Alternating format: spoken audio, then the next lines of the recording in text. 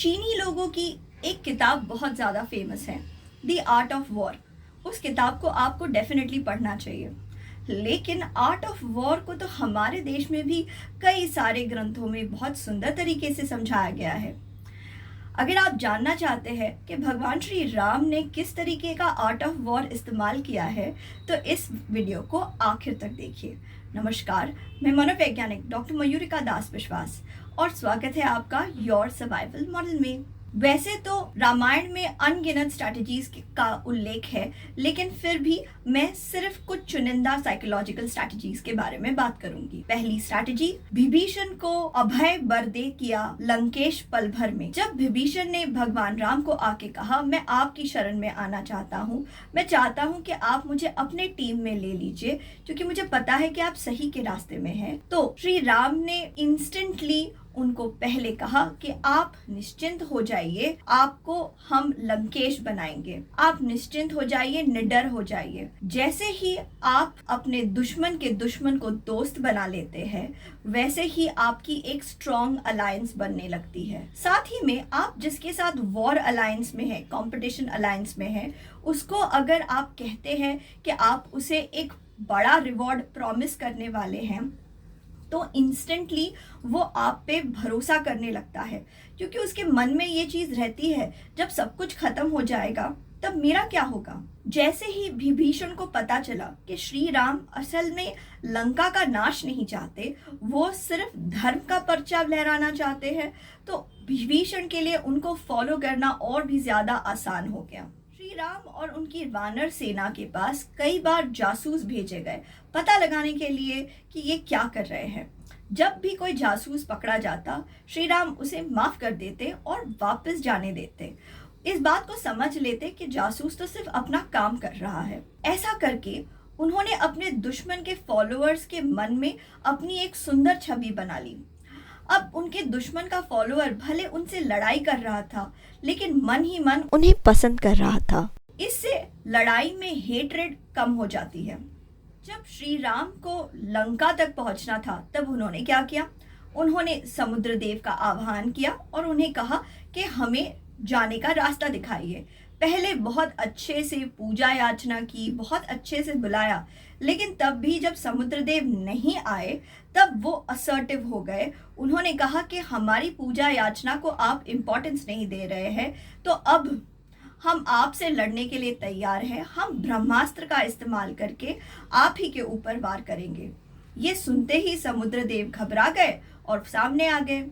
ये स्ट्रैटेजी ये बताती है कि कई बार ऐसा होता है कि हमें किसी के पास से कोई हेल्प चाहिए, शायद वो किसी पावरफुल पोजीशन में है। पहले शुरुआत कीजिए बहुत अच्छे से बोलने की, शुरुआत कीजिए कि उसकी तारीफ करके आप अगर उससे कोऑपरेशन ले सके। लेकिन अगर उसने कोऑपरेट नहीं किया अच्छा बनने के बावजूद, तो फिर असर्टिव बन जाइए और उसे याद दिलाइए कि आप उसका नुकसान कैसे कर सकते हैं।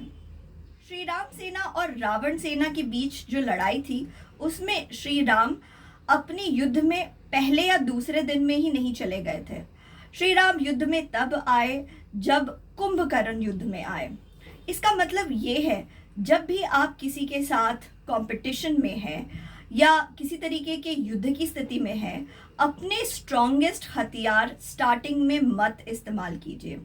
देखिए, अगर श्री राम पहले से ही युद्ध में चले जाते, तो फिर युद्ध करते करते वो टायर्ड भी हो सकते थे, युद्ध का असर उनके ऊपर हो सकता था। साथ में ऐसा भी हो सकता था कि दूसरे लोगों को पता लग गया कि श्री राम कैसे हैं, उनका स्ट्रेंथ क्या है। इसलिए इट्स वेरी इंपॉर्टेंट कि आप अपने कोर स्किल्स या फिर जो आपके सबसे पावर स्किल्स हैं, उनको बचा के रखिए फॉर अ गुड टाइम।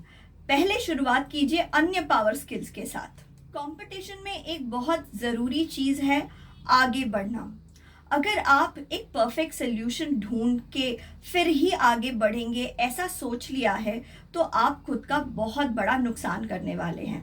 अगर श्री राम ने ये सोच लिया होता कि जब उनको एकदम परफेक्ट गारंटी मिलेगी कि वो रावण को कैसे हराएंगे, बस तभी आगे बढ़ेंगे, तो शायद वो समय पे आगे बढ़ ही नहीं पाते। तो इसलिए बहुत ज़्यादा ज़रूरी है कि आगे बढ़िए। जब आप आगे बढ़ेंगे तो समुद्र भी आपको रास्ता दे देगा।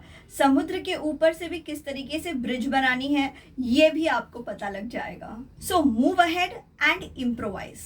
जब भगवान राम ने हनुमान को लंका में भेजा, उसका एक बड़ा उद्देश्य ये भी था कि वो जान पाए कि लंका कैसी है, वहाँ पे स्ट्रॉन्ग पॉइंट्स क्या है, वहाँ पे वीक पॉइंट्स क्या है, किस तरीके से हम लड़ाई की तैयारी कर सकते हैं। युद्ध, कंपटीशन या किसी भी नए प्रोजेक्ट को शुरू करने से पहले एक बहुत ही इम्पॉर्टेंट चीज़ है R&D, यानी कि रिसर्च एंड डेवलपमेंट। ये बहुत ज़रूरी है कि आप अपने कॉम्पिटिटर्स का मन जाने, उनके स्ट्रेंथ्स जाने, उनके वीकनेसेस जाने, उनका लेआउट जाने, उनके प्लान्स जाने। सबसे इम्पॉर्टेंट चीज़ जो आर्ट ऑफ वॉर में हमें सीखनी ही चाहिए वो है स्टिक टू योर कैरेक्टर। देखिए, जब मेघनाद का वध हो गया तब भगवान राम ने उनके मृतक शरीर को लौटा दिया। ऐसा करके उन्होंने लंका वासियों के मन में अपने एक सुंदर छवि बना दी।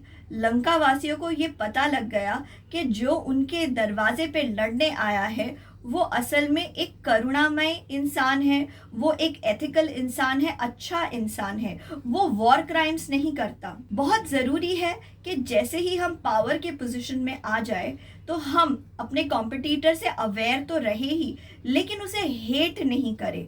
हमारा काम है कंपटीशन बनाए रखना, कॉम्पिटिटर को हेट नहीं करना।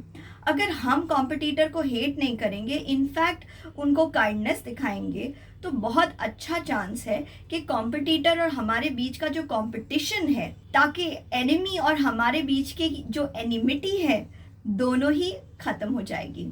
आशा करते हैं दशहरे के इस मौके पे भगवान राम की स्तुति करती हुई इस साइकोलॉजी ऑफ वॉरफेयर के बारे में जो वीडियो बना है ये आपको पसंद आया है। इस वीडियो को खूब सारे छोटे बच्चों के साथ शेयर कीजिए, बड़ों के साथ शेयर कीजिए। आपके मूल्यवान समय के लिए धन्यवाद।